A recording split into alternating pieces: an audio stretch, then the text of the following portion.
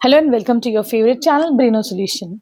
देखो बच्चों, आज हम कुछ क्वेश्चंस करेंगे from the diary of Anne Frank. ये जो है ये एक एक्सट्रैक्ट है, एक डायरी जो लिखी थी एन फ्रैंक ने। ठीक है, तो इसमें जो कुछ कॉमनली आज क्वेश्चन है हम वो देख लेते हैं। ठीक है, तो पहला जो सबसे ज्यादा क्वेश्चन आता है that is why did an keep diary, क्यों वो एक डायरी लिखती थी। ठीक है, तो देखो इसके पहले मैं तुम लोगों को कीवर्ड समझा देती हूँ, फिर उसके हम लोग आंसर्स डिस्कस करेंगे। ठीक, तो सबसे पहले तो ये था कि बच्चों एन के पास बहुत सारे फ्रेंड्स थे, रिलेटिव्स थे, फैमिली थी, लेकिन कोई एक ट्रू फ्रेंड नहीं था। ठीक है, जिससे वो अपनी बातों को शेयर कर सके, अपने इमोशंस को एक्सप्रेस कर सके। वो सबसे सुपरफिशियल बातें करा करती थी। ठीक है, लेकिन कोई ऐसा नहीं था जिससे शी कुड कन्फाइड। कन्फाइड का मतलब क्या होता है, आप जिससे अपने सीक्रेट शेयर कर सके, होते दिल की बातें जिसे करते, तो that is called as confided. ठीक है, उसको लगता था that paper had more patience, paper के अंदर पेशेंस होता है, पेपर हमारी बातों को आराम से सुकून से समझ सकता है। लेकिन है ना, एज कम्पेयर टू पीपल, लोग क्या होते हैं जल्दी में होते हैं, आपकी बातों को उतना अटेंशन नहीं देते हैं। Paper is not judgemental also, paper आपको जज नहीं करता है। जैसे लोग होते हैं दे आर जजमेंटल, ठीक है, आपको अच्छा बोलेंगे बुरा बोलेंगे। ठीक है, तो ये आपके कुछ की वर्ड्स हैं। ठीक है, क्या है इसका answer? Anne Frank kept a diary as she did not have a true friend with whom she could confide. She also felt paper had more patience than people and it would not judge her.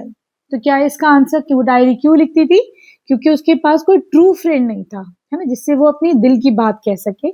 She also felt कि paper में ज्यादा patience होता है, लोग जल्दी में होते हैं, लोग नहीं सुनते हैं, लोग जज करते हैं, तो इसीलिए she used to write a diary. ठीक है, अब आ जाओ इसके नेक्स्ट क्वेश्चन पर। अब देखो बच्चों, नेक्स्ट क्वेश्चन है describe Anne's love for her grand mother.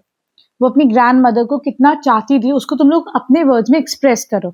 ये क्वेश्चन की लैंग्वेज बहुत चेंज हो सकती है, लेकिन उसका जो मेन उसका वो होगा वो यही है कि तुम उसका कैसे वो उसको उनको चाहती थी उसे बताना है। ठीक है, तो देखो जो बच्चे इसमें की पॉइंट्स होंगे, वो पहला क्या है कि उसने कहा था कि नो वन कुड इमेजिन, कोई नहीं बता सकता कि how much I miss her, मैं उनको कितना ज्यादा उनको मैं चाहती हूँ, मिस करती हूँ।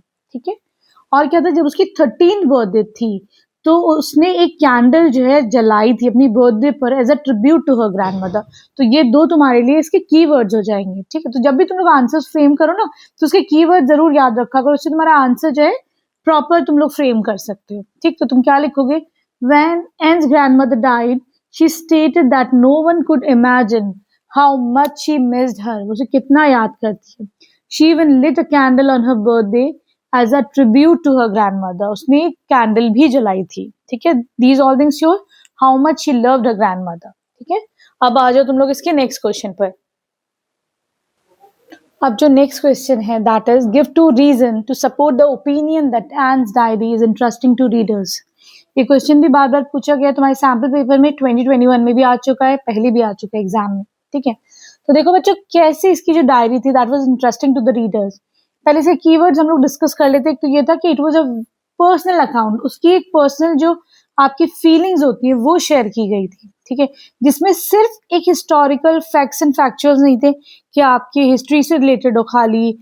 इसमें क्या था, वर्ल्ड वॉर के बारे में जो उसका अपना पर्सनल एक्सपीरियंस था कि कैसे उसकी फैमिली छुप रही थी, क्या ट्रॉमा गुजर रहा था एक 13 ईयर ओल्ड गर्ल पे। ठीक है, एक छोटा जो एक यंग माइंड होता है उसके ऊपर क्या एक ट्रॉमा था। तो क्योंकि ये सारी चीजें हुई इसीलिए कि उसकी डायरी वॉज इंटरेस्टिंग। ठीक है, तो हम क्या आंसर दे सकते हैं? The diary of Anne Frank is a personal account of one's family experience of hiding from Nazis during the World War.